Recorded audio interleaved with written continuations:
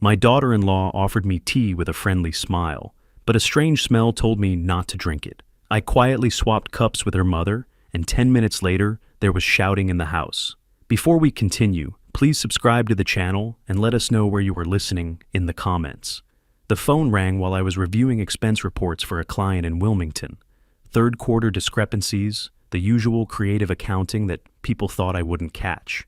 I'd been a forensic accountant for 42 years. I caught everything. Philip's name lit up my screen. We hadn't spoken in 3 weeks. Dad, it's me. Listen, I know things have been difficult, but Deborah and I, we want to fix this. Can you come to dinner Saturday? His voice had that practiced quality, like he'd rehearsed the words in front of a mirror, too cheerful, too smooth. Saturday, at the house. The pause stretched. I heard him breathing, recalibrating. Yes, Deborah's making that pot roast you used to love. Mom's recipe. And Cynthia will be here too. Cynthia, my ex-daughter-in-law's mother. A woman who'd barely acknowledged my existence at Philip's wedding, who'd spent Thanksgiving dinners tallying my supposed inadequacies and whispered asides to Deborah. Why would she be there? Yeah, Deborah thought it would be nice. Family, you know? So, you'll come? I heard the strain underneath. 38 years I'd known that voice. First words, first lies about broken vases, first girlfriend, first heartbreak. I knew when Philip was hiding something. What time? 7. We'll see you then, Dad. This is good. Really good. He hung up quickly before I could ask questions. I set my phone down and stared at the laptop screen. Numbers blurred into patterns, connections forming the way they always did when something wasn't right. 2 years ago, Philip and Deborah had moved into my house in Overbrook. Temporary, they had said. Financial setback, just until they got back on their feet. I'd believed them because Philip was my son and you help your children. But temporary became permanent. Their furniture arrived piece by piece. My wife's armchair disappeared into the basement. Their friends filled my living room on weekends. Deborah started referring to our kitchen and our guest room, the room that had been mine for 34 years. Philip stopped meeting my eyes during conversations. 3 months ago, Deborah had suggested I might be happier in a smaller place, easier to maintain, more appropriate for a man my age. Philip had nodded along, wouldn't look at me. I'd moved out the following week, signed a lease on a sterile apartment in West Philly that smelled like other people's cooking and had walls thin enough to hear arguments through. I'd told myself I chose to leave. Now Philip wanted to reconcile, over pot roast and forced conversation, with Cynthia present. Something was wrong.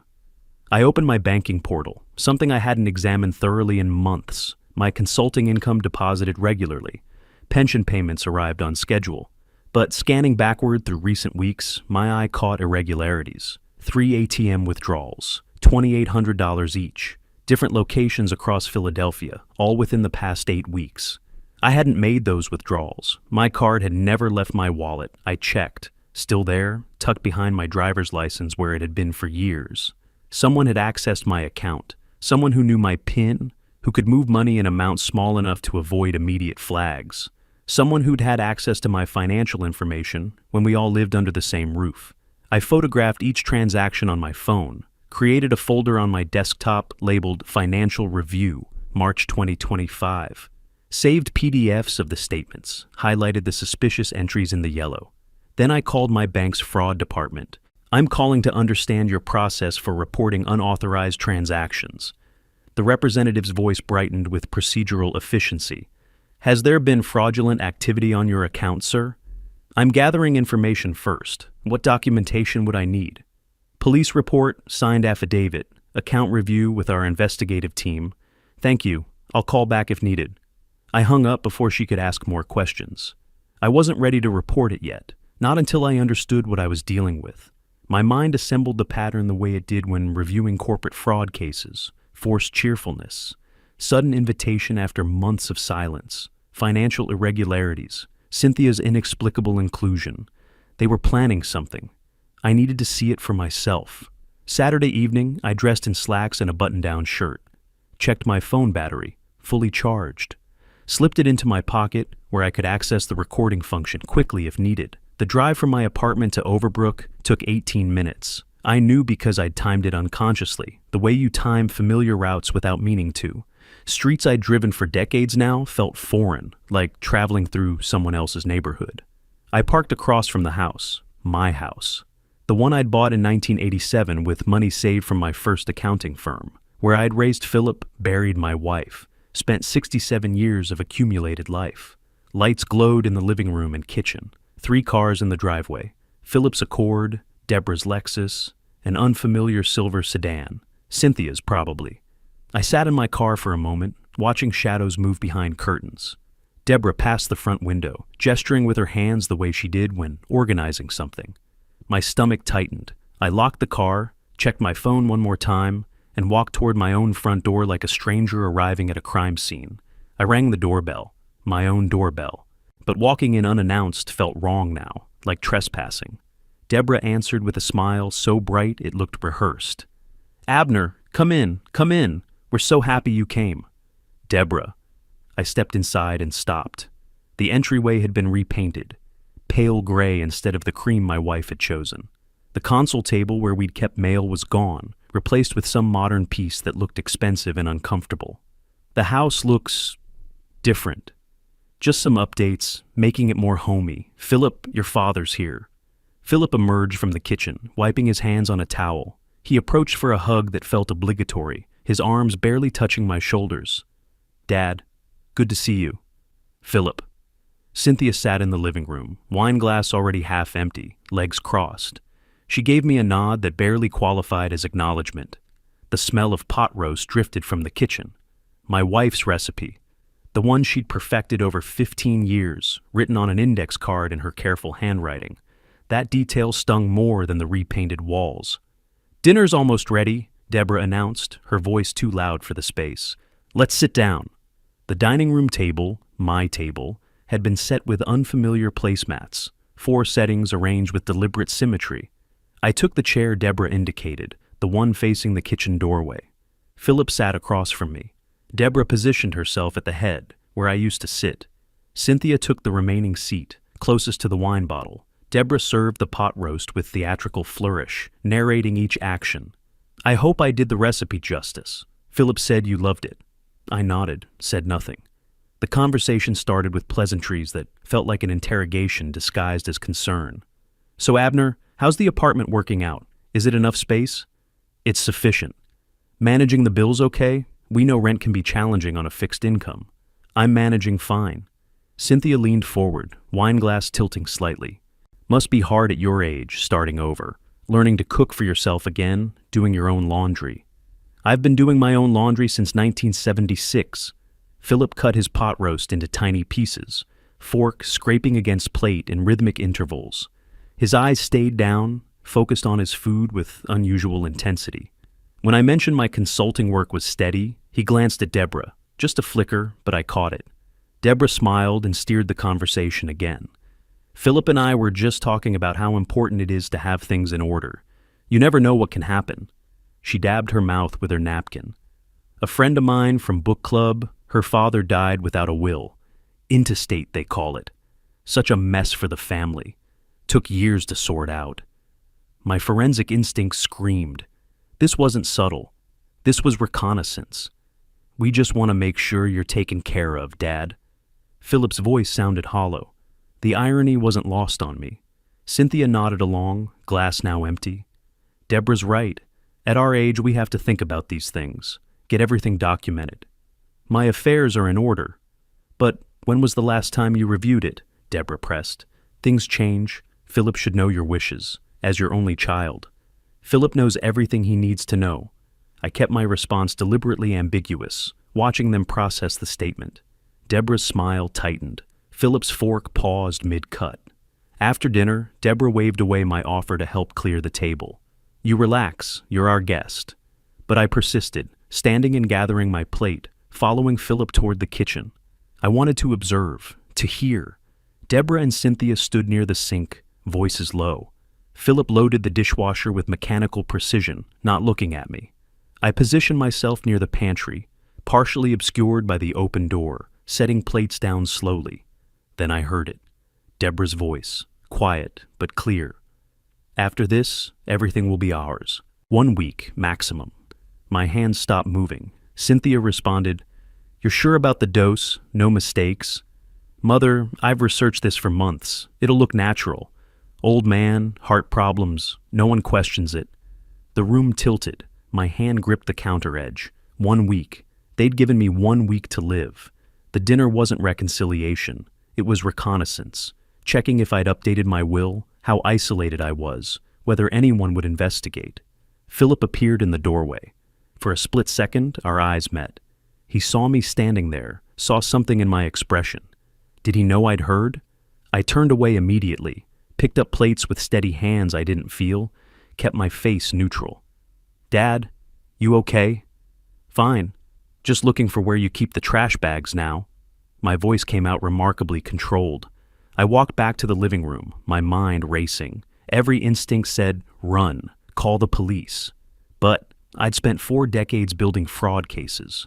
I knew overheard conversation wasn't enough. I needed proof, documentation, evidence that would hold up. Deborah offered me coffee. I accepted it, noting which cup she handed me, then pretended to sip without actually drinking. Watched her satisfied expression. Cynthia's confident posture. Philip's trapped, guilty face. My son knew. My son was complicit in planning my murder. But Deborah was running this operation. Philip was just the weak link she'd manipulated into position. I should head back. Long drive. It was 15 minutes. Deborah stood quickly. "So soon? We barely had time to catch up." "We'll do this again." The lie tasted metallic. "Dad, I'll walk you out." Philip moved toward the door. "No need. I remember the way." I left before they could insist, before my control could crack. Got to my car, started the engine, pulled away from the curb. But I didn't drive home. I wasn't ready to be still yet, to face the silence of my apartment with this knowledge burning through my thoughts. My hands gripped the steering wheel as my mind assembled the pieces. 1 week, a dose, heart problems, everything will be ours. They'd made one mistake. They'd given me time. The second invitation came on Tuesday. Deborah's voice through the phone, bright and insistent. "Let's make this a regular thing. Saturday dinner, weekly, rebuild our bond properly." I'd agreed because I needed to see what came next. Saturday arrived again. 1 week since I'd overheard their plan, 1 week they'd given me to live. I drove to Overbrook in late afternoon light, phone fully charged, mind running through contingencies like reviewing audit procedures. Same setup. Deborah answered the door with her theatrical warmth. Philip emerged from the kitchen with that trapped animal expression. Cynthia occupied the living room sofa, with wine already in hand. Dinner passed in forced conversation about weather and Philadelphia road construction. I tasted each bite carefully, nothing unusual. My senses stayed hyper-alert, tracking their movements, their glances. They were waiting for something. The right moment. After dinner, we moved to the living room. Deborah stood suddenly. "I'll make tea. That special blend you used to love, Abner. Remember?" I didn't remember any special blend, but I nodded. She disappeared into the kitchen. I heard cabinet doors, water running, the electric kettles click. Philip scrolled through his phone, thumb moving in mechanical rhythm. Cynthia examined her fingernails. Nobody spoke. Deborah returned carrying a wooden tray. 4 delicate china cups, steam rising in curls. The cups matched, white porcelain with thin gold rims, part of a set my wife had received as a wedding gift decades ago. Seeing them hurt in an unexpected way. "This one's for you, Abner. I made it extra strong, just how you like it." She handed me the cup personally, fingers brushing mine, warm ceramic against my palms. I brought it toward my face naturally, as though inhaling the aroma. That's when I caught it, beneath the bergamot, beneath the regular tea smell, something else, faint, bitter, distinctive, bitter almonds. My forensic training had included toxicology basics. Cyanide carries that scent, though only about 40% of people can detect it genetically. I discovered years ago that I could, during a fraud investigation involving an insurance death claim. My heart rate spiked. My hands stayed perfectly steady. I set the cup on the side table beside my chair, made conversation about my apartment's unreliable hot water. Cynthia set her cup, identical to mine, on her own side table, Complained about the house always feeling drafty, despite Philip's assurances about the heating system. Deborah watched me, waiting. "Try it, Abner. Tell me if it's good." "Give it a moment to cool," I said. "Too hot right now?" She smiled, satisfied, patient. Then her phone rang. She glanced at the screen, irritation flashing across her features. "My realtor. I have to take this. Potential buyer for the Chestnut Street property." She stepped toward the hallway, voice already shifting into business mode. Simultaneously, Cynthia stood. "Bathroom," she announced, moving toward the powder room off the kitchen. Philip remained seated, eyes locked on his phone screen, scrolling through something that held his complete attention. 5 seconds, maybe less. My cup sat on my side table. Cynthia's cup sat on hers, 3 feet away, identical in every way, both still steaming, both positioned at the same angle. I moved smoothly, picked up both cups, switched their positions, set them down precisely as they had been. My pulse hammered so loudly I was certain everyone could hear it through the walls. Deborah's voice drifted from the hallway. "Yes, but they need to understand the property value reflects recent comparable sales." Cynthia returned, settled back onto the sofa without glancing at the cups. Deborah came back, phone tucked away, expression refocused. "Now then, where were we?" She looked at me expectantly. I lifted the cup, Cynthia's unpoisoned one, to my lips. Let the liquid barely touch my mouth. Made a swallowing motion. Set it down. "Excellent. You always had a talent for tea." The lie tasted like metal. Deborah's smile widened. "I'm so glad you like it." Cynthia reached for her cup, my original poisoned one, and took a long drink. "This is quite good, dear. A bit bitter, but interesting." She drank more. Philip sipped his mechanically, eyes still on his phone. Deborah watched me over the rim of her cup.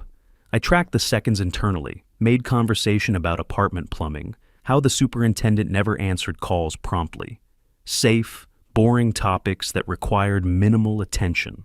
5 minutes passed, 7 minutes. Cynthia drained her cup, set it down. "Getting cold. I should have drunk it faster." 8 minutes, 9. My palms sweated. I kept my voice level, discussing garbage collection schedules with manufactured concern. 10 minutes. Cynthia reached for her throat. Her breathing changed, shallow, rapid. "I feel..." The sentence died incomplete. Her hand moved to her stomach. Color drained from her face, then flooded back in unnatural flush. "Mother?" Deborah's voice carried sharp concern. Cynthia tried standing. Her legs buckled. She grabbed the sofa arm for support. "Something's wrong. I can't..." The words slurred together.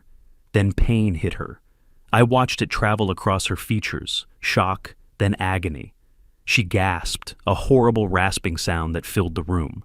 She collapsed to her knees, started screaming, raw, primal. The sound humans make when their bodies betray them fundamentally. Her body convulsed. Deborah rushed over, hands hovering uselessly, confusion transforming into fear. "Mother! What's happening? Mother!" Philip's phone clattered to the floor. He stared, frozen, mouth open. Cynthia screamed again, doubled over, vomited onto the carpet, violent, uncontrollable heaving. "Help her!" Deborah shouted at no one and everyone. "Someone help her!" Philip scrambled for his phone, fingers shaking, dialing emergency services. I stood, moved closer but didn't help. I observed. Cynthia's convulsions intensified. Foam appeared at her lips. Her fingernails clawed at the carpet. The room reeked of sickness and terror. I watched Deborah's face, saw the exact moment understanding began, incomplete but growing. Her eyes moved from her mother to the empty teacup on the side table, then to me. Philip's voice shook as he spoke to the emergency operator, giving our address, describing symptoms he couldn't comprehend. Deborah knelt beside her mother, and I saw it in her eyes, the dawning horror of a plan gone terribly wrong. Cynthia's screams tore through the house. Deborah pressed hands against her mother's shoulders, helpless. Philip stammered into his phone. "She's convulsing. She can't breathe. Please hurry." I moved closer to Deborah, leaned down, spoke low enough that only she could hear beneath Cynthia's anguished sounds. "Perhaps it's the tea she drank, the tea that was meant for me." My voice came out flat, factual, like reading numbers from a ledger. Deborah's head snapped toward me, our eyes locked. 3 seconds. Her face showed everything. Shock rippling into horror, comprehension crashing through denial, then desperate calculation trying to rebuild control. She knew that I knew. I knew that she knew I knew. "What are you?" she started. "The ambulance," I said louder, for Philip's benefit. "How long did they say?" My tone shifted. Concerned grandfather, nothing more. But I held Deborah's gaze. Let her see the steel there, the absolute certainty. She broke eye contact first, turned back to Cynthia, whose body jerked with another violent spasm. But Deborah's hands were shaking now. Philip kept the operator connected. 5 minutes? They said 5 minutes. Deborah stood abruptly. "I need water." "She needs water." She moved toward the kitchen. Quick, purposeful strides that barely concealed panic. I counted to 3. Followed. In the kitchen, Deborah stood at the sink. Running water, soap. Her hands worked frantically, scrubbing a teacup. My original cup. The poison one I'd switched. She didn't hear me enter at first. "That won't help." She spun. Water dripped from the cup still clutched in her hands. "I'm just cleaning up. I didn't—" "You're destroying evidence," I corrected. "My cup. The one you poisoned. The one Cynthia drank from instead." Her face went white, bone white. "You're insane. You don't know what you're saying. Mother is sick and you're making these—" "Attempted murder," I finished, "which became actual harm when your own mother drank poison you intended for me." Outside, sirens grew louder. Deborah set the cup down carefully, nearly dropped it. Her lips moved but produced no sound. I walked back to the living room. 2 paramedics burst through the door, male and female, moving with practiced efficiency. They assessed Cynthia immediately, checking vitals, examining pupils, evaluating breathing patterns. "What did she ingest?" the female paramedic demanded. Everyone spoke at once. She held up one hand. "One person only. You, sir." She pointed at me. I was the calmest person in the room. "We had tea," I said clearly. "Approximately 15 minutes ago. She consumed an entire cup. Within 10 minutes these symptoms appeared." "What kind of tea?" "I don't know the specific blend. My daughter-in-law prepared it." I gestured toward Deborah, who'd returned from the kitchen. Mascara streaked down her cheeks. "Was it herbal? Did it smell unusual?" "It had a bitter quality, underneath the regular tea smell." The paramedics exchanged glances, professional recognition passing between them. "Bitter almonds?" the male asked. I paused as though considering. "Perhaps. Yes, that's accurate." The female paramedic spoke into her radio. "Possible cyanide exposure, patient priority red. Notify receiving hospital to prepare antidote protocol." They moved fast. Oxygen mask. IV line started. Cynthia loaded onto the stretcher, body still jerking with spasms. While they worked, I moved around the room, pulled out my phone, made it look like anxious texting, worried family members seeking support. Actually, I photographed everything. Click. The remaining teacups on side tables, positions clearly visible. Click. The wooden tray on the coffee table. Click. The kitchen doorway where Deborah had attempted evidence destruction. Click. Deborah's face, guilt etched into every feature. Click. Philip's shocked expression. Phone still in his trembling hand. Quick, subtle, professional documentation. I moved to the kitchen while everyone focused on Cynthia being secured to the stretcher. The trash can yielded the teabag wrapper. I used a napkin to retrieve it without direct contact. Slipped it into my jacket pocket. Back to the living room. Cynthia's cup, the poisoned one, now empty, sat where she'd dropped it. I used another napkin, picked it up, set it carefully on the mantel. "For the hospital," I said to the room generally. "They might want to test it." Deborah looked like she might vomit. "Family can follow in your own vehicle," the female paramedic said. "She's stable for transport, but remains critical." Deborah grabbed her purse, keys. "Philip, come on!" Philip stood frozen. "Dad, are you—" "I'll stay," I said. "Clean up here. Follow shortly." Deborah started to protest. Her mouth opened, then closed. She didn't want me alone with evidence, but the paramedic was already pushing the stretcher toward the door. "We need to go now," the paramedic emphasized. They left, Deborah, Philip, the paramedics with Cynthia. Sirens faded into Philadelphia's nighttime noise. The house went quiet. I stood in my former living room, a crime scene only I recognized as such. 10 minutes, maybe 15 before they might return, or think to call and check on me. I worked methodically, photographed everything from multiple angles, the teacup positions, the tray, the kitchen sink where Deborah had scrubbed evidence, the remaining liquid in the other cups, found the tea canister in the kitchen cupboard, some specialty blend with a handwritten label, photographed the label, used a plastic sandwich bag to collect a sample, sealed it carefully, checked the trash again, found napkins Deborah had used earlier, potentially her fingerprints, potentially useful for comparison, bagged those too, sent all photos to my email, creating backup documentation outside my phone. Finally, I called my attorney, Alan Shaw, someone I'd worked with on business matters for 20 years. His emergency number went to voicemail after 2 rings. Alan, this is Abner Gordon. I need you first thing Monday morning. Attempted murder case. I'm the intended victim. I have extensive documentation. This is urgent. Call me immediately when you get this message. I checked the time. Almost 2 hours since Cynthia had collapsed. I walked through the house one final time. My house. Every room held memories. Philip's childhood, my wife's presence, decades of accumulated life. They'd tried to take it all, tried to take me. Instead, they'd poisoned themselves, metaphorically and literally.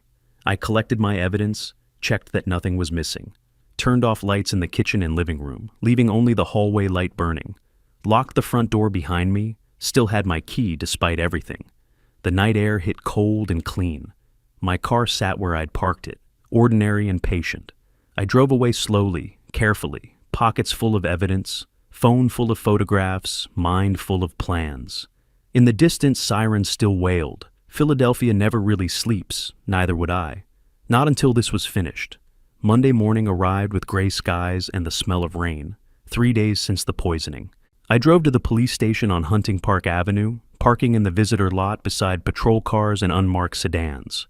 Detective Craig Holmes met me in an interrogation room. Sparse gray walls, recording equipment mounted in the corner, fluorescent lights humming overhead.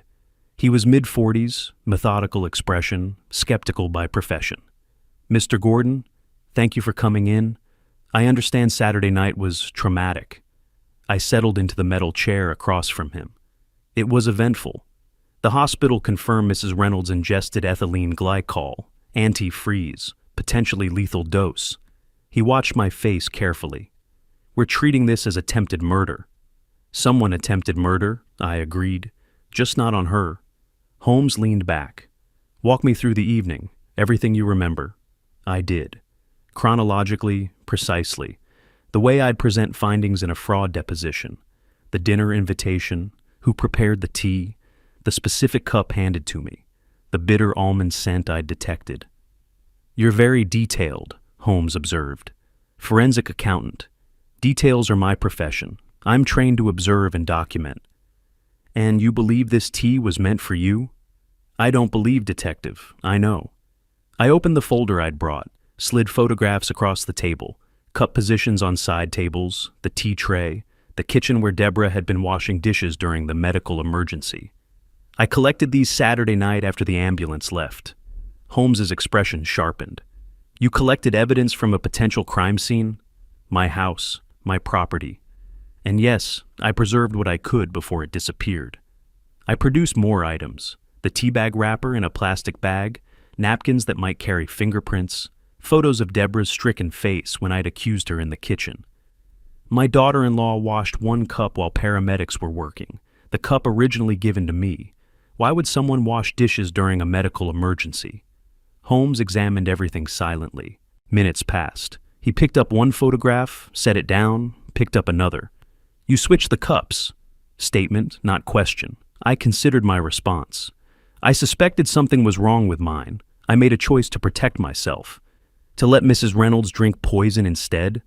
I didn't poison anyone, detective. I protected myself from a threat I perceived as real. Mrs. Reynolds drank from a cup not intended for her. That's a fine distinction, Mr. Gordon. It's the only distinction that matters. I'm the intended victim, not the perpetrator. Holmes studied me. Calculating, evaluating credibility. Tell me why they'd want you dead.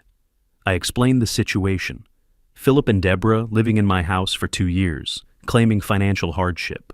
The gradual takeover of my space, my forced move 3 months ago. Then the dinner 1 week before the poisoning. The overheard conversation. Everything will be ours, 1 week maximum. I showed him my bank statements, highlighting the suspicious ATM withdrawals I'd discovered. $2,800, 3 times over 8 weeks. I didn't make those withdrawals. They had access to my financial information when we lived together. Holmes took notes, pen scratching paper rhythmically. This evidence you collected? Why not call us immediately Saturday night? Mrs. Reynolds was fighting for her life. My son and his wife were at the hospital. What would I have reported that wouldn't have sounded like an unhinged accusation? I wanted to ensure evidence was preserved for proper investigation when you inevitably became involved. Holmes closed his notebook, tapped his pen against it 3 times. Mr. Gordon, you're either a very careful man or a very calculating one. Both, detective. I've had to be. He stood. We'll need to interview your son and daughter-in-law. Don't leave town. And Mr. Gordon, next time you suspect attempted murder, call us first. I sincerely hope there isn't a next time. 2 days later, Wednesday afternoon, I sat in Alan Shaw's downtown office. Mahogany desk, floor-to-ceiling bookshelves, diplomas from Penn Law arranged on one wall. Shaw was early 50s, experienced lines around his eyes, expensive suit that spoke of successful practice. Mr. Gordon, I got your emergency message. You mentioned attempted murder? I presented everything. The police investigation, the collected evidence, my suspicions about financial fraud beyond the unauthorized withdrawals. Shaw listened, making notes on a yellow legal pad. You need both criminal and civil representation. I handle the civil side, property, assets, fraud claims. The criminal case is the district attorney's responsibility. He reviewed my bank statements. These withdrawals, you didn't authorize them? Never. I keep detailed records. Those aren't mine. His expression hardened. Power of attorney fraud. If they forged your signature, that's felony fraud and elder abuse under Pennsylvania law. He pulled up his computer, typed rapidly. Let's start with property records. Who's on the deed to your house? 30 minutes of searching revealed troubling information. Shaw's jaw tightened visibly. Mr. Gordon, they filed a quitclaim deed attempt 2 months ago. Tried to transfer partial ownership to themselves. Fortunately, it requires notarization, and your signature was flagged as potentially fraudulent by the title company. It's in contested status. The air left my lungs. They'd tried to steal my house legally while planning to kill me. Shaw spread documents across his desk. This isn't family drama. This is systematic elder exploitation. He outlined strategy. First, revoke any legitimate powers of attorney you granted. Second, freeze all accounts where they have access. Third, file for emergency eviction based on fraud and creating an unsafe environment. Fourth, pursue civil damages for financial harm. How long for eviction? 30 to 60 days if we push aggressively. Financial freezes? I can start tomorrow. Shaw paused, pen hovering over paper. I need to ask, do you want reconciliation with your son, or do you want justice? I thought of Philip's face at dinner, knowing poison was being served, saying nothing, doing nothing. Justice. Then we proceed aggressively. This will destroy your relationship with them. They destroyed it when they tried to kill me. Shaw nodded once. Fair enough. I'll need you to sign several documents, provide full financial disclosure, and write a detailed timeline of events. Can you do that? I'm a forensic accountant, Mr. Shaw. Documentation is what I do best. I left Shaw's office as afternoon turned to evening, Philadelphia's streetlights flickering on, one by one. In my briefcase, signed authorizations, revocation documents, eviction filings ready for court. They'd tried to take everything from me. Now I was taking it back, legally, methodically, irreversibly. 2 weeks passed. Early May brought warmer weather and the first phase of counterattack. Friday morning, First Philadelphia Bank, downtown branch. I sat with Shaw and a bank manager named Patricia Wells, professional demeanor, efficient keystrokes, no unnecessary sympathy. Spread before us. Account statements, power of attorney revocations, court orders bearing Judge Morrison's signature. These are all accounts where Philip Gordon or Deborah Gordon have access, I said. I'm revoking all authorizations effective immediately. Mrs. Wells typed rapidly. Each keystroke cut another lifeline. Joint checking account ending in 3847, frozen. Savings account ending in 9201, frozen. Investment access revoked. Credit cards were your primary and their authorized users. Canceled. Shaw added, "We're placing fraud alerts on Mr. Gordon's credit. Any attempt to open new accounts or lines of credit in his name will require his physical presence and 2 forms of identification." Click, click, click. The sound of financial doors slamming shut. Total access removed from 8 accounts, Mrs. Wells confirmed. Combined balances of $127,000. Money I'd worked 40 years to save. Money they'd been bleeding like a slow leak I'd been too trusting to notice. Shaw pulled up his laptop. "I obtained their credit reports through legal channels. You're listed as a creditor due to the fraudulent power of attorney attempt." He turned the screen toward me. Numbers scrolled past, like an indictment. Philip, $31,000 in credit card debt across 6 cards. Deborah, $36,000 across 8 cards.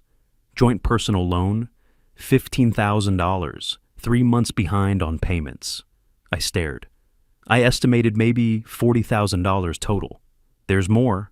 Shaw clicked another document. They took a second mortgage on their previous house before selling it, never paid it off.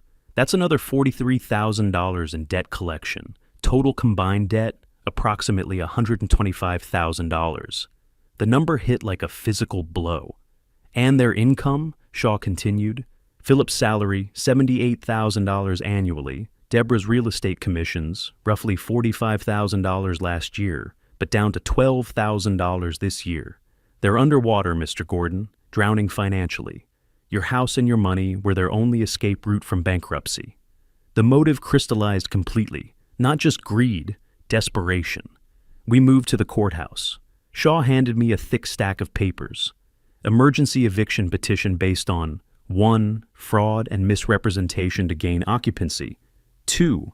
Financial exploitation of elderly household member. 3.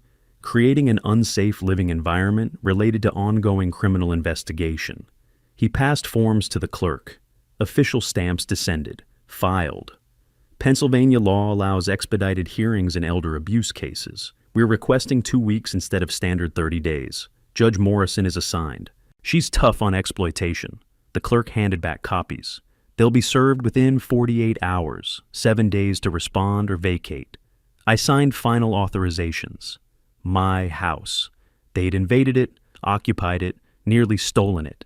Now I was reclaiming it with court authority behind me. We exited the courthouse into spring sunshine. Across the street, near a coffee shop, Philip and Deborah. Pure chance. Terrible timing. Deborah saw us first. She stormed over, Philip trailing like a reluctant shadow. "What have you done?" Her voice shrill enough to turn heads. "My cards don't work. The bank says you froze everything. That's our money." Shaw stepped forward. "Mrs. Gordon, I'm Mr. Gordon's attorney. Please direct all communication through legal channels." She ignored him completely. "You can't do this. We live in that house. We have rights." "You have no rights," I said quietly. "You tried to murder me. You committed financial fraud. You forged documents. You have exactly 0 rights to anything of mine." Philip finally spoke. "Dad, please, we can talk about this. It's all a misunderstanding." "Which part? The poison or the forged power of attorney?" People were watching. Philip's face went white. Deborah's calculations shifted visibly. She lowered her voice, tried different tactics. "We can work this out. Family, we're family, aren't we?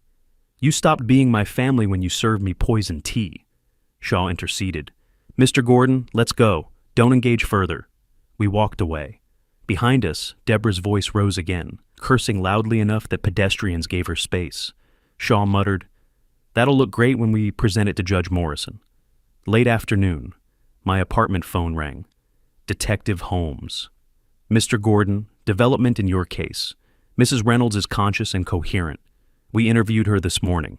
I waited. "She was informed that the poison was intended for you, not her. According to hospital toxicology analysis and your testimony about switching cups." Holmes paused significantly. "She's changed her story. Initially, she supported her daughter's claims of accidental contamination, some story about old containers being mislabeled. Now she states she overheard Deborah and Philip discussing getting rid of you several weeks ago. She didn't think they were serious until she woke up in the hospital. My hand tightened on the phone. She's willing to testify against her own daughter. Yes, she's furious. Quote, "My daughter almost killed me trying to kill him for money. I won't protect that." Holmes continued, "With her testimony, physical evidence, and your documentation, we're building a strong case. District Attorney will likely file charges within the month. Attempted murder, conspiracy, reckless endangerment." "Thank you, Detective." After hanging up, I stood at my apartment window.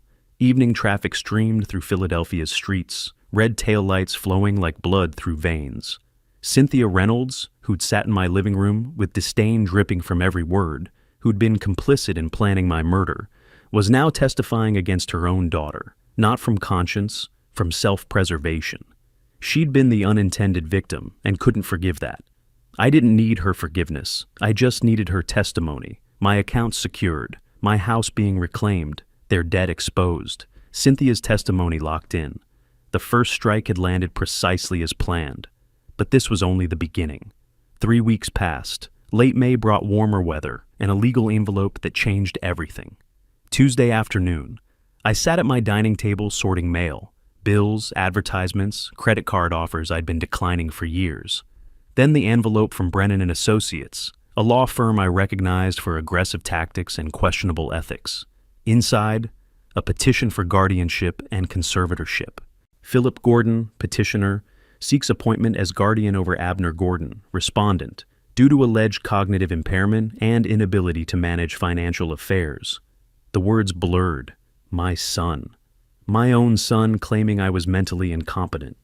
The petition listed evidence, forgetfulness, confusion about recent events, poor financial decisions, isolation from family, paranoid accusations against relatives. Each line distorted reality.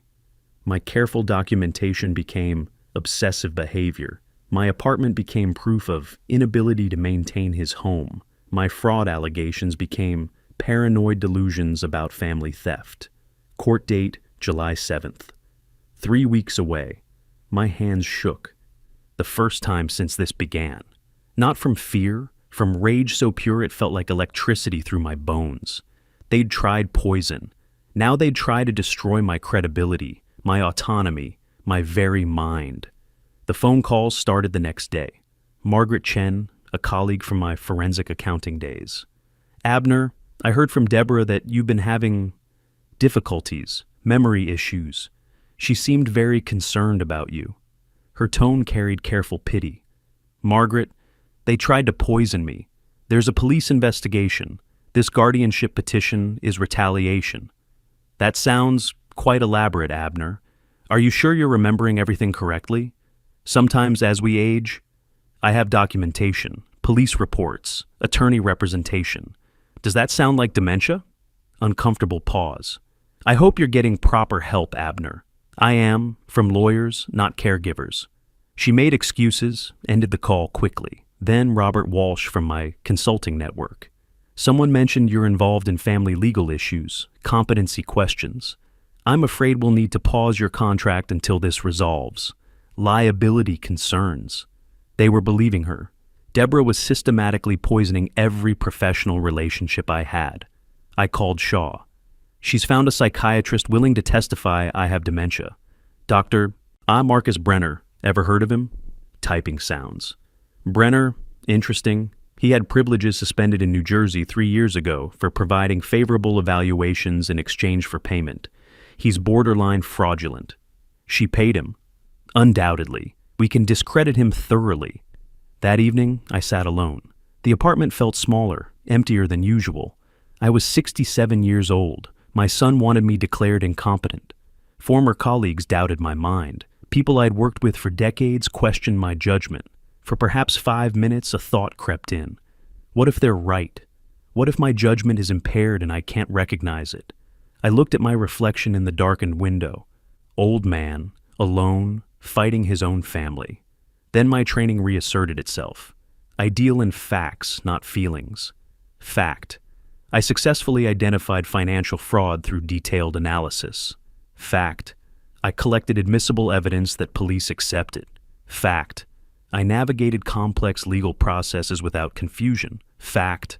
I detected poison and executed a successful defensive strategy under pressure.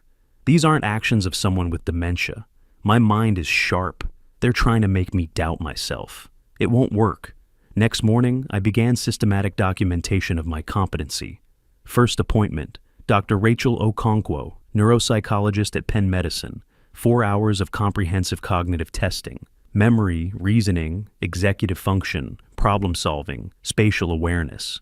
She reviewed results with professional precision.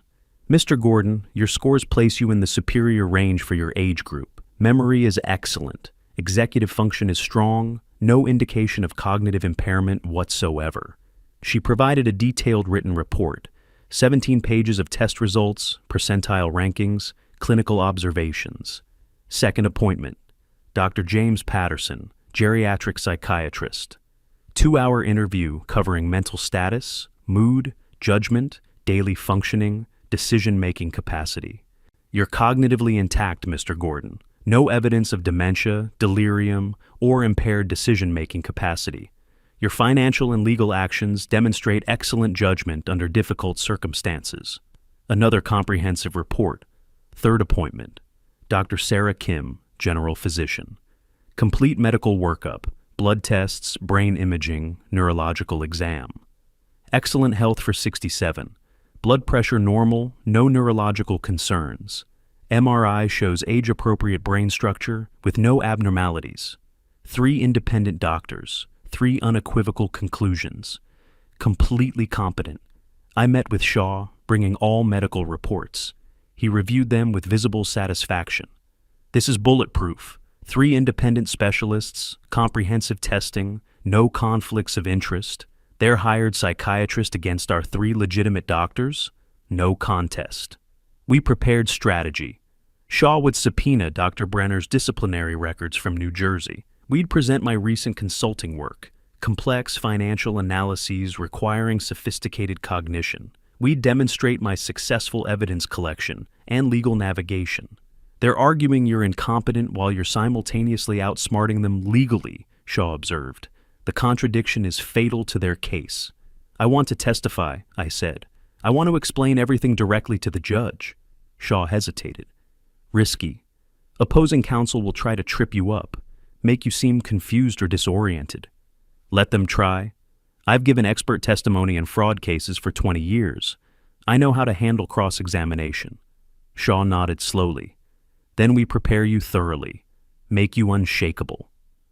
We spent the next 2 weeks rehearsing, anticipated questions, hostile scenarios, pressure tactics designed to confuse or fluster. Shaw played aggressive opposing counsel, attacking every statement, questioning every memory. By the court date, I had mastered every answer. Shaw closed his trial notebook, satisfied with our preparation. You'll do well on the stand. I didn't respond, just gathered my medical reports, 3 thick folders documenting my competence. The hearing was in 2 days. They'd tried to paint me as a confused old man. I'd show them exactly how sharp my mind remained. Thursday morning, July 7th. Courtroom 4B, Philadelphia Family Court. I arrived with Shaw at 8:30 for the 9 o'clock hearing. The courtroom was formal, dark wood paneling, Pennsylvania state seal behind the bench, fluorescent lights that made everyone look slightly ill. Judge Patricia Morrison presiding, late 50s, reputation for being tough but fair on elder abuse cases. Philip and Deborah sat with their attorney, Marcus Webb. Young, aggressive, desperation showing around his eyes. This case mattered to him, probably financially. Judge Morrison reviewed the petition with sharp attention. This is a guardianship petition filed by Philip Gordon concerning his father, Abner Gordon, age 67. She looked directly at me, assessing. I met her gaze steadily. Shaw stood.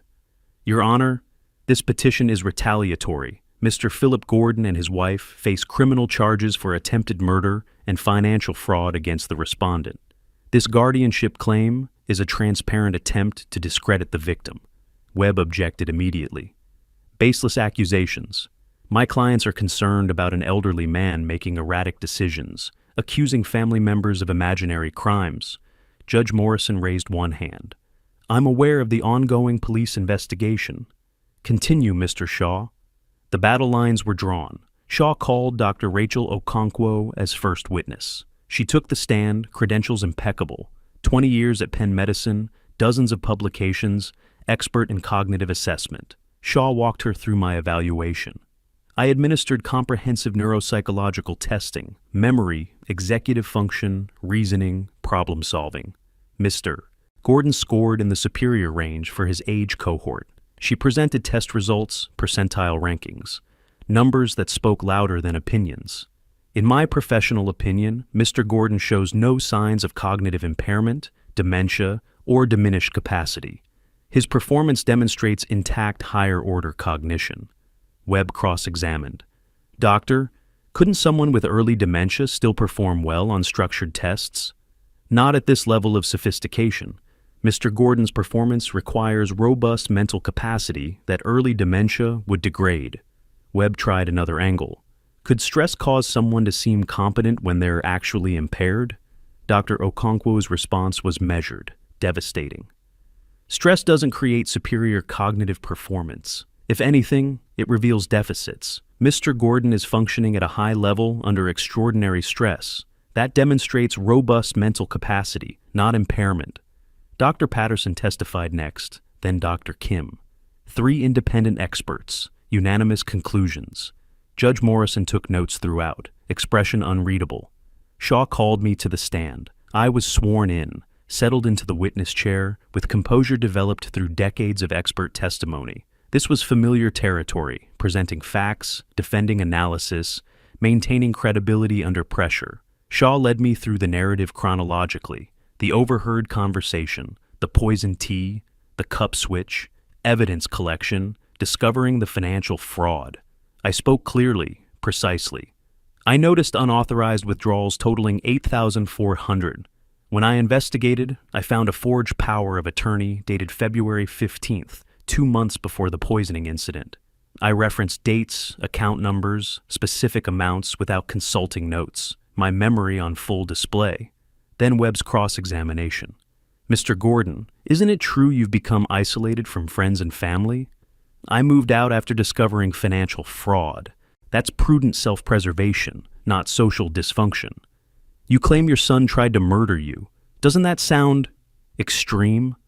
The police investigation and toxicology report support my claim. It's documented fact, not delusion. Webb pushed harder. At your age, couldn't you simply be confused about certain events?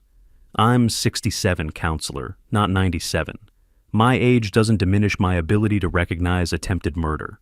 Light laughter from the gallery. Webb's frustration showed in his reddening neck. He tried several more angles. I deflected each one calmly, factually. After 20 minutes, he gave up. No further questions. Webb called his expert, Dr. Marcus Brenner. Older man, nervous energy, too eager smile. He testified about concerning signs based on Philip's descriptions of my behavior. Shaw's cross-examination was surgical. Dr. Brenner, you never actually examined Mr. Gordon, correct? I relied on family reports, which is standard practice for, yes or no, doctor, did you examine him? No. Have you ever had your medical privileges suspended? Brenner paled. There was a misunderstanding in New Jersey several years ago. Shaw produced documents. Your privileges were suspended for providing favorable medical opinions in exchange for payment. Isn't that correct? The charges were, it was complicated. Yes or no? The suspension occurred. How much did Mrs. Gordon pay you for this opinion? Webb objected. Judge Morrison overruled. Answer the question, doctor. $5,000 for evaluation and testimony preparation. The courtroom reacted, murmurs, shifting bodies. Judge Morrison's expression hardened visibly. Shaw continued. So, you accepted $5,000 from someone facing criminal charges to declare her victim incompetent without ever examining him. It's standard expert witness compensation. Your witness, Shaw said, sitting down. The damage was complete. Brenner's credibility destroyed in 5 minutes. Before closing arguments, the courtroom door opened. Detective Craig Holmes entered, accompanied by another officer. He approached the bench, spoke quietly to Judge Morrison. She nodded. Detective Holmes has information relevant to these proceedings. Holmes testified briefly about the investigation's latest developments. Search warrant executed on the Gordon residence yesterday. We recovered Mrs. Gordon's cell phone, previously reported lost. Forensic analysis revealed search history. Undetectable poisons. Ethylene glycol symptoms. How to fake natural death. Elderly heart attack causes. Searches conducted in the 2 weeks before the poisoning incident. Deborah's face drained of color. Holmes continued. Laboratory analysis of tea residue confirmed ethylene glycol contamination. Mrs. Gordon had access through antifreeze stored in the garage. We're filing charges today. Attempted murder, conspiracy, reckless endangerment. Judge Morrison looked at Deborah with unmistakable contempt. Additionally, we have testimony from Mrs. Cynthia Reynolds, the unintended victim, confirming she overheard discussions of getting rid of Mr. Gordon before the incident.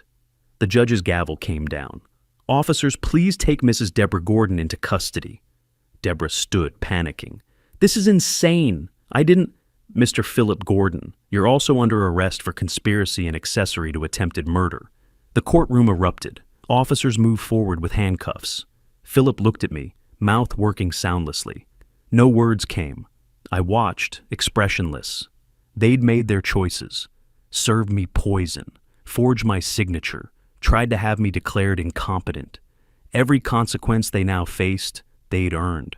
I felt no triumph, just the hollow ache of necessary victory. Judge Morrison's voice cut through the commotion. The guardianship petition is denied. Mr. Abner Gordon is demonstrably competent. Her gavel struck. Emergency eviction order is granted. The Gordons have 48 hours to vacate the property. I stood, gathered my medical files, and walked out of the courtroom. Behind me, Philip called my name. I didn't turn around. 1 week later, Wednesday morning, I sat in the district attorney's office, Center City, Philadelphia, across from Detective Holmes and Assistant DA Rebecca Torres. Torres was mid-40s, sharp features, reputation for prosecuting elder abuse cases aggressively. Mr. Gordon, we need your complete statement for the record, everything from the beginning. I recounted it all, the overheard conversation from the first dinner, the suspicious bank withdrawals I'd discovered, the second dinner invitation, the poison tea with its bitter almond scent, the cup switch, evidence collection after everyone left, the financial fraud discovery. I spoke for 90 minutes without consulting notes, dates, amounts, account numbers, chronological precision. Torres recorded everything, occasionally asking clarification. You're remarkably detailed for someone who experienced attempted murder. Forensic accountant, details are how I've made my living. She nodded, making notes. Both defendants are attempting to negotiate plea agreements. Each is blaming the other.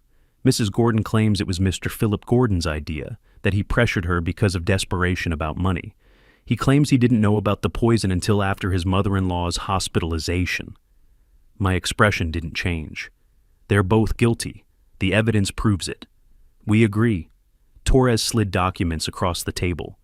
These are their statements. You should know what they're saying. I read. Deborah's version: Philip pressured me constantly. He was desperate about money, said his father was old and wouldn't last long anyway. I went along because I was afraid of him, afraid what he'd do if I refused. Philip's version: I didn't know about the poison. Deborah handled everything, the tea, the planning. I thought we were just having family dinner. When Cynthia got sick, I realized what my wife had done, each throwing the other under the bus, rewriting history, claiming victimhood. I set the papers down. They deserve each other. Holmes added, their attorneys are trying to create reasonable doubt by turning them against each other, standard strategy when multiple defendants face serious charges. Will it work? Not with our evidence. Holmes ticked items off on his fingers. The phone searches for poisons, the forged power of attorney documents, witness testimony from Mrs. Reynolds confirming she overheard discussions about getting rid of you, your documented evidence collection, the toxicology confirming ethylene glycol in the tea residue. Torres leaned forward. We're not accepting their deals. We're going to trial with full charges: attempted murder, conspiracy, financial fraud, forgery. We're seeking maximum sentences. 2 days later, Friday afternoon, I met with Shaw to finalize the civil damages lawsuit. He spread documents across his desk. We're filing for $150,000, Breakdown: $47,000 in legal fees incurred so far, $12,000 in medical evaluations and expert testimony, $8,400 in stolen funds via fraudulent transactions. The remainder is compensatory damages for emotional distress and punitive damages for intentional harm. I reviewed the itemized list. Every dollar justified, documented, provable. They don't have $150,000. They don't have $150, Shaw corrected. But we file anyway. The judgment follows them permanently. Garnished wages, seized assets, bankruptcy won't discharge it because it's fraud-related. They'll be paying this debt for the rest of their lives. He continued. We'll file liens against any property they might acquire, attach any future inheritance or windfalls. This judgment becomes a permanent financial anchor. I signed the filing documents. Shaw filed electronically while I watched. Served on both defendants within the hour, he confirmed. The following week, I made strategic phone calls. First, Pennsylvania Real Estate Commission. I'm reporting unethical conduct by licensed realtor Deborah Gordon. She's facing criminal charges for attempted murder and financial fraud against an elderly client, her father-in-law. The complaint triggered automatic investigation. Within days, Deborah received notice. License suspended pending criminal case resolution. Her real estate career ended. Second, I didn't call Philip's employer directly. That would be harassment. Instead, I ensured the criminal court records were public and easily searchable. Someone at Tech Vision Solutions ran a routine background check. The pending charges appeared. Philip was terminated for cause, losing any severance. Shaw handled another task, informing their mortgage lender and creditors about the criminal charges and asset freezes. Within 2 weeks, foreclosure proceedings began. Bankruptcy filings followed, not protection, but documentation of their complete financial collapse. I tracked it all with the same methodical attention I'd once used for fraud investigations. Each falling domino documented, filed, recorded. Friday afternoon, I visited an estate planning specialist, Nathan Price, recommended by Shaw. I'm disinheriting my son completely. Price nodded, unsurprised. Given the circumstances, understandable. Do you have other heirs? No, everything goes to charity, half to the Pennsylvania Coalition Against Elder Abuse, half to the Forensic Accounting Education Foundation. Price drafted the new will. I read every line carefully. The document was explicit. I, Abner Gordon, being of sound mind and under no duress, specifically disinherit my son, Philip Gordon, and any descendants. This decision is made knowingly and intentionally due to his participation in criminal acts against me, including attempted murder and financial fraud. No ambiguity, no room for legal challenge. I signed, witnessed, and notarized. The previous will? Destroyed, Price confirmed. He fed it through a shredder. The machine made a mechanical grinding sound as it consumed the document. 40 years of planning to leave something for Philip, reduced to confetti in 30 seconds. I felt nothing. Philip stopped being my heir when he became complicit in murder. By month's end, every piece was in position. Criminal trial scheduled, civil judgment filed, professional licenses revoked, will changed, their lives dismantled systematically, legally, irreversibly. I returned to my apartment that evening and opened my laptop to check consulting emails. Life continued, even as I waited for justice to complete its work. 3 weeks later, late August, Thursday morning, I returned to the same courtroom for sentencing, Judge Morrison presiding again. Philip and Deborah stood separately, different public defenders, no longer united even in their defense. The trial had been brief, overwhelming evidence, weak defenses, guilty verdicts on all major charges. Now came consequence. Judge Morrison addressed Deborah first. Mrs. Gordon, you orchestrated a calculated attempt to murder your father-in-law for financial gain. You researched methods, obtained poison, served it deliberately. That your own mother suffered instead doesn't mitigate your intent. She paused, letting that sink in. This court recognizes the particular cruelty of elder abuse by family members. 8 years in state prison for attempted murder. 3 years concurrent for financial fraud and forgery. Deborah swayed slightly, gripping the table. Mr. Philip Gordon. The judge's voice remained stern. You were complicit in planning your father's murder. Your participation, while perhaps less active than your wife's, was knowing and intentional. You betrayed the most fundamental duty, protecting your parent. 4 years in state prison for conspiracy to commit murder and forgery. Philip stared at the floor, neither looked at me. After criminal sentencing, brief civil hearing, Judge Patterson's civil court reviewed the damages lawsuit. The court finds for plaintiff Abner Gordon, defendants Philip and Deborah Gordon are jointly and severally liable for $150,000 in damages, plus court costs and ongoing legal fees. This judgment is non-dischargeable due to fraud and intentional harm. Shaw leaned toward me. You'll never see that money. They're judgment proof. No assets, no income, incarcerated. I nodded. I know, but it follows them forever. Every job application, every credit check, every attempt to rebuild. Shaw understood. It's not about the money. It's about the permanent record. 3 days later, Sunday morning, an envelope in my mail. Prison return address, Philip's handwriting, still familiar after all these years. I considered not opening it, then did. 3 pages, handwritten, desperate. Dad, I know I can't undo what happened. I was weak. Deborah manipulated me. I should have protected you instead of going along with her plans. I think about it every day. You raised me better than this. I failed you, failed myself. Prison gives me a lot of time to think about who I became and why. I'm asking, begging for forgiveness. Not now, I know it's too soon, but someday. And if you could help with a lawyer for appeal or put some money on my commissary account, I'm still your son. That has to mean something. I read it once, then again, more slowly, looking for genuine remorse, finding only self-pity and manipulation. Deborah manipulated me, still avoiding responsibility. I'm still your son, leveraging a relationship he destroyed.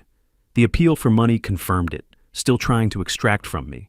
I stood, walked to my kitchen, methodically tore the letter into small pieces, dropped them in the trash. No response necessary. The following week, I met with a real estate agent, not Deborah's company, a competitor. I'm selling. I want it done quickly. The house listed at $535,000. Multiple offers within days. Philadelphia market was strong.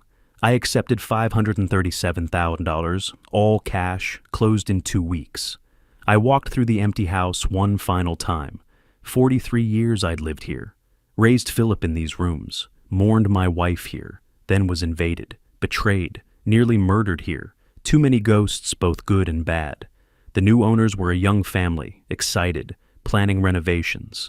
Let them create new memories, untainted. I used the proceeds to buy a 2-bedroom apartment in Rittenhouse Square. Walkable, anonymous, safe, smaller space, less maintenance, no history. I furnished it simply. Desk for consulting work, comfortable chair, bookshelves, functional, not nostalgic. My savings remained intact, $280,000 untouched despite their attempts. Add the house sale proceeds, minus the new apartment. I was financially secure. More than that, I was free. No property tying me to the past. No son claiming inheritance rights. No vulnerability to family exploitation. Early September. I sat at my new desk reviewing consulting inquiries. One email caught my attention. Mr. Gordon, I was referred to you by Alan Shaw. I'm 71 years old. My daughter and her husband moved in with me 2 years ago. Recently, I've noticed money missing from my accounts. When I confronted them, they said I must be confused, that I'm forgetting things. They're pressuring me to add my daughter to my bank accounts to help manage my finances. Something feels wrong, but they're family. I don't know what to do. Can you help? I read it twice. The pattern was familiar. Too familiar. Financial exploitation. Gaslighting about competency. Isolating the victim. Positioning for complete control. I'd live this. I replied, I can help. Let's meet this week. Bring any financial statements you have. We'll document everything and determine next steps. You're not confused. Trust your instincts. I scheduled the appointment, then sat back. I'd survived attempted murder and fought back successfully. Now I could use that experience to protect others, to identify the warning signs, to help victims before they got poisoned. Perhaps that was the purpose in all of this. Not just personal justice, but acquiring knowledge to help others escape similar traps. My phone buzzed. The new client confirmed the meeting. I opened a fresh case file folder, labeled it carefully, dated it, began preliminary notes. Outside my window, Philadelphia moved through another afternoon. Traffic, voices, the ordinary sounds of life continuing. I'd survived betrayal, attempted murder, and systematic exploitation. Now, I'd use that survival to help others recognize the warning signs before it was too late. The phone rang. My new client, right on time. I answered, ready to work. If you like this story, please like this video, subscribe to the channel, and share your impressions of this story in the comments. To listen to the next story, click on the box on the left. Thank you for watching.